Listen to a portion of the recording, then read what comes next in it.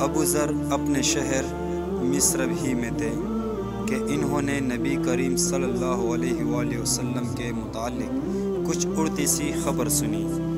انہوں نے اپنے بھائی سے کہا، تم جاؤ مکہ میں اس شخص سے مل کر آؤ۔ انیس برادر ابو ذر ایک مشہور فصیح شاعر زبان آور تھا۔ وہ مکہ میں آیا، نبی کریم صلی اللہ علیہ وآلہ وسلم سے ملا، پھر بھائی کو جا بتایا کہ میں نے محمد صلی اللہ علیہ وآلہ وسلم کو ایک ایسا شخص پایا جو نیکیوں کے کرنے اور شر سے بچنے کا حکم دیتا ہے۔ ابو ذر بولے، اتنی سی بات سے تو کچھ تسلی نہیں ہوگی، آخر خود پیدل چل کر مکہ پہنچے۔ حضرت ابو ذر کو حضور صلی اللہ علیہ وآلہ وسلم کی شناخت نہ تھی اور کسی سے دریافت کرنا بھی وہ پسند نہ کرتے تھے۔ زمزم کا پانی پی کر کعبہ اللہ ہی میں لیٹ رہے۔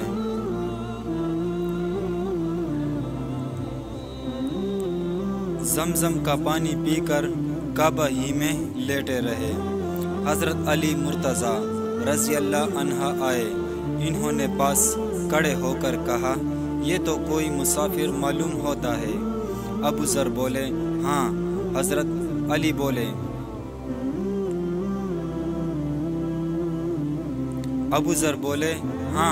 حضرت علی بولے، اچھا میرے ہاں چلو، یہ رات کو وہیں رہے۔ نہ حضرت علی نے کچھ پوچھا نہ ابو ذر نے کچھ کہا۔ صبح ہوئی، ابو ذر پھر کعبہ میں گئے۔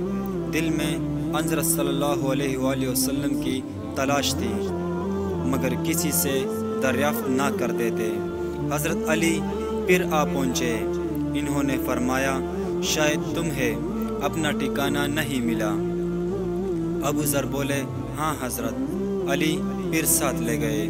انہوں نے پوچھا، تم کون ہو اور کیوں یہاں آئے ہو؟ ابو ذر نے کہا، راز میں رکھو تو میں بتا دیتا ہوں۔ حضرت علی رضی اللہ عنہ نے وعدہ کیا۔ ابو ذر نے کہا، میں نے سنا ہے کہ اس شہر میں ایک شخص ہے جو اپنے آپ کو نبی بتاتا ہے۔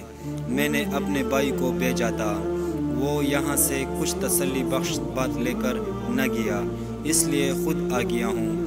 حضرت علی نے کہا کہ تم خوب آئے اور خوب ہوا کہ مجھ سے ملے۔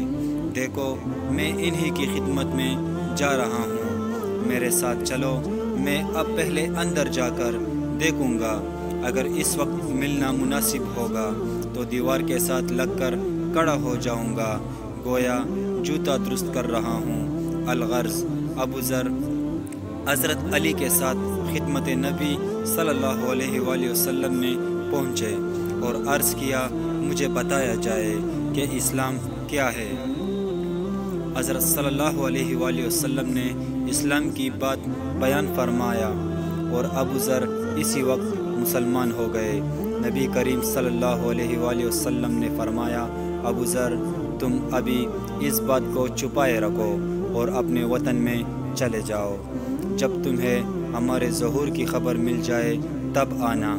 ابو ذر بولے، بخدا میں تو ان دشمنوں میں اعلان کر کے جاؤں گا۔ اب ابو ذر کعبہ کی طرف آئے، قریش جماعتیں، انہوں نے سب کو با آواز بلند کلمہ شہادت پڑھ کر سنایا۔ قریش نے کہا کہ اس بے دین کو مارو۔ لوگوں نے انہیں مارنا شروع کر دیا۔ اتنے میں حضرت عباس آ گئے۔ انہوں نے جب انہیں جھک کر دیکھا تو کہا، کم بختو، یہ تو قبیلہ غفار کا آدمی ہے، جہاں تم تجارت کو جاتے ہو اور کھجورے لاتے ہو۔ لوگ ہٹ گئے۔ اگلے دن انہوں نے پھر سب کو سنا کر کلمہ پڑھا۔ لوگوں نے پھر مارا اور حضرت عباس نے ان کو چھڑا دیا۔ کچھ دن مکہ میں قیام کے بعد حضرت صلی اللہ علیہ وآلہ وسلم نے ان کو ان کے گھر واپس ہونے کا حکم کر دیا اور فرمایا، میں عنقریب یثرب ہجرت کرنے والا ہوں، اس لیے بہتر یہ ہے کہ تم یہاں سے چلے جاؤ اور اپنی قوم کو جا کر اسلام کی تبلیغ کرو، شاید اللہ ان کو ہدایت دے اور اس کے صلے میں تمہیں بھی اجر ملے۔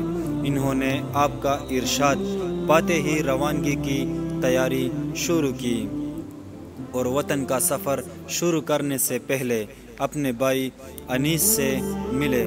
انہوں نے پوچھا کیا کر کے آئے ہو؟ جواب دیا کہ میں دائرہ اسلام میں داخل ہو گیا ہوں۔